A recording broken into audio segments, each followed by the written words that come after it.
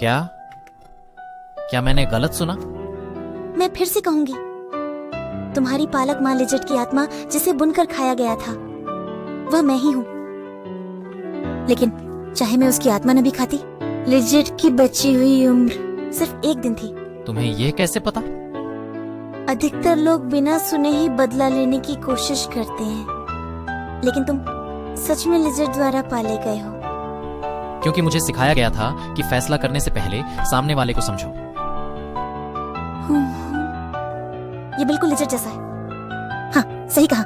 हम मृत्यु के देवता हैं जो मृत्यु को नियंत्रित करते हैं, इसलिए हम केवल देखकर बता सकते हैं कि कोई इंसान कब मरेगा। लोग मुझे मृत्यु की देवी कहते हैं, इसमें झूठ की कोई गुंजाइश नहीं। लेकिन भले ही 1 दिन ही बचा था, फिर भी तुमने लिजेट को क्यों खाया? लिजेट वह मेरी पहली इंसानी दोस्त थी। जब आत्मा पुनर्जन्म के चक्र में लौटती है तो फिर उससे दोबारा नहीं मिल सकते। ऐसा लगता है जैसे तुम आत्मा खाने वाले से फिर मिल सकती हो। सुन लो, सीधे तौर पर दोबारा नहीं मिल सकती, लेकिन यादें और ज्ञान विरासत में मिल जाते हैं, और उस इंसान का दिल भी थोड़ा सा अंदर रह जाता है। इसका मतलब क्या है? ठीक है, मैं समझाती हूँ। कहानी थोड़ी लंबी है, ठीक? हाँ, कोई दिक्कत नहीं। उस समय मैं अपनी असली पहचान इंसानों को पता चलने से पहले, लोग मुझे डराने लगे उससे पहले, शहर शहर भटक कर रह रही थी। आखिर मृत्यु देवता भी खास शक्तियों के अलावा इंसानों जैसे ही होते हैं। हम खाना भी खाते हैं और सोते भी हैं। गांव से थोड़ी दूर एक फूलों की घाटी में मुझे एक खाली घर मिला और मैंने सोचा कि इसे अपना घर बना लूं। जब मैं रहने की तैयारी करने बाहर निकली तो देखा कुछ डाकू फूल तोड़ रही एक लड़की पर हमला कर रहे थे। लगता है ये बहुत महंगी दाम में बिकेगी। माँ, एक बार में मुझे बीमार कर देना। कोई मदद को आएगा? ऐसी किस्मत किसी की नहीं होती लड़की, हार मान लो लड़की।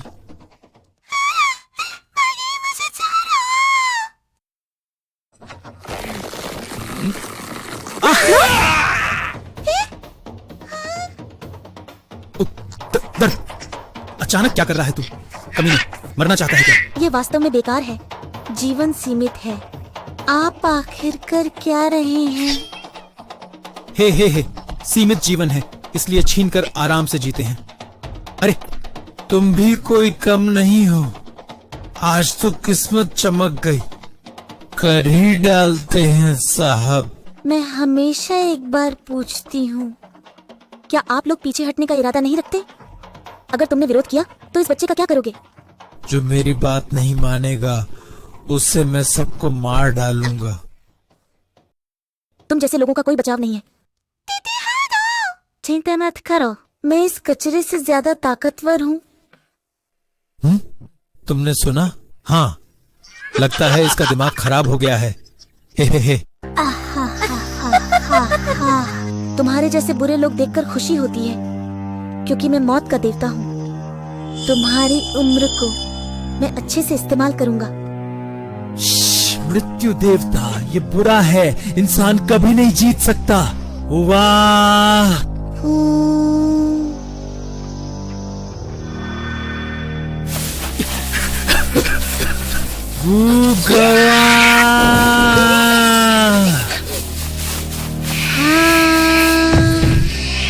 जान खींची जा रही है, बचाओ।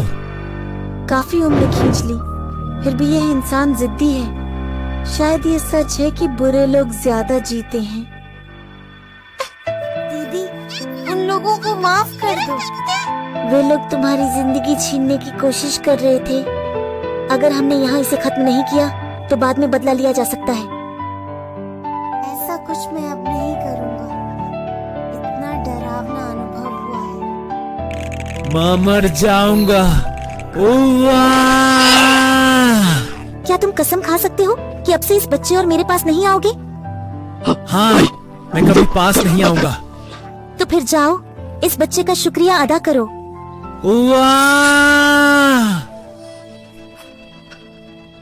हाय, वैसे भी इंसानों की संख्या कम होती जा रही है। भविष्य वाले बच्चों पर हमला करना दीदी, क्या आप मृत्यु की देवी हैं? हाँ, ऐसा ही है। मदद करने के लिए धन्यवाद दीदी। क्या तुम मुझसे नहीं डरते? दीदी ने तो बस मुझे बुरे लोगों से बचाया। डरने की क्या बात है? जब तुम बड़े हो जाओगे तब समझोगे। हालात के चलते अचानक पहचान उजागर हो गई। दीदी, ये आपके लिए है। मैं लिजेट हूँ, चलो दोस्त बनते हैं। धन्यवाद, मैं आपकी भावना को स्वीकार करती हूँ। इसके बदले में मेरी एक गुजारिश है, मैं कुछ समय के लिए उस खाली घर में रहूंगी। मैं चाहती हूँ कि आप गांव के लोगों से यह बात छुपा कर रखें कि मैं एक मृत्यु दूत हूँ। हाँ, समझ गई, ये वादा है। इसके बाद मैंने इस फूलों के बगीचे की झोपड़ी में रहना शुरू किया। लिजेट नाम की लड़की उसके बाद हर दिन मुझसे मिलने आने लगी। दीदी नमस्ते, मैं खेलने आया हूँ।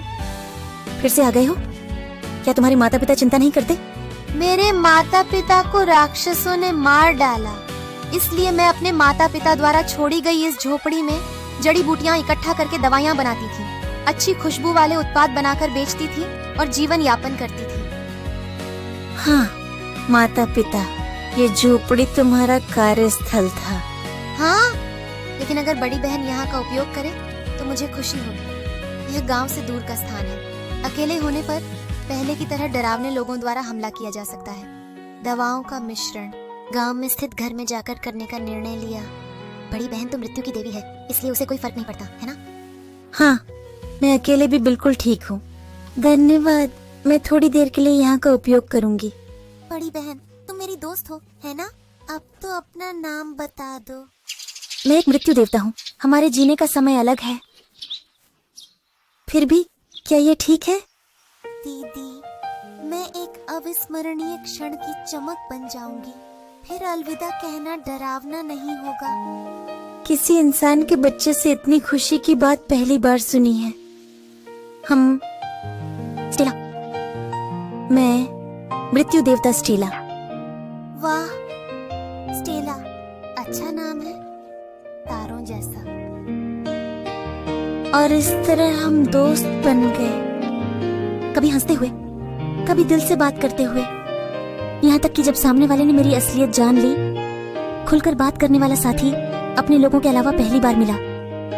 और इस तरह समय बीतता गया। एक दिन, सुनो, क्या स्टेला ने कभी प्यार किया है? अचानक से पूछ लिया। नहीं, इतनी लंबी उम्र जीने के बावजूद एक बार भी नहीं। एक ऐसे शिनिगामी से जो इंसानों से प्यार करता है, मरते हुए देखना। मैंने इसे इतनी बार देखा है कि अब तो ऊब गया हूँ। क्या कोई पुरुष शिनिगामी नहीं है? लेकिन मुझे बिल्कुल भी ऐसा महसूस नहीं होता। मेरे अलावा किसी और शिनिगामी से भी नहीं सुना। अरे, ये तो अजीब है, लेकिन इंसानों के साथ ऐसा रिश्ता हो सकता है। ऐसा कोई साथी नहीं है और न ही कोई आएगा। स्टेला, जब तुम प्यार में पड़ो तो बस अपनी भावनाएं व्यक्त करो। जितनी लंबी उम्र होगी, खासकर। आखिर यह क्या है? क्योंकि तुमने मेरे साथ तो दोस्ती कर ली थी। वह तो समान लिंग का था, क्योंकि उस समय तुम छोटे थे। इसका कोई लेना देना नहीं है। लोगों को नुकसान मत पहुंचाओ।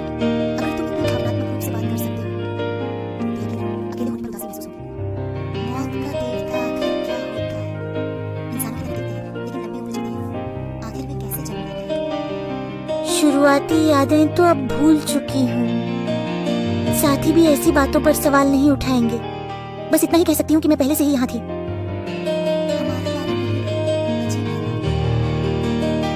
लंबा जीवन जीने पर ये सब बातें महत्वहीन हो जाती हैं। जीवन की यादें अक्सर दर्दनाक हो जाती हैं। अच्छा, भूलना ही लंबी उम्र का राज है। बिल्कुल सही। आह, कितना मजा आ रहा है। काश ये पल हमेशा के लिए चलता रहे। मैं एक अधूरी इच्छा को दिल में लिए हुए पुराने दोस्तों के साथ बिताए समय को याद कर रहा था।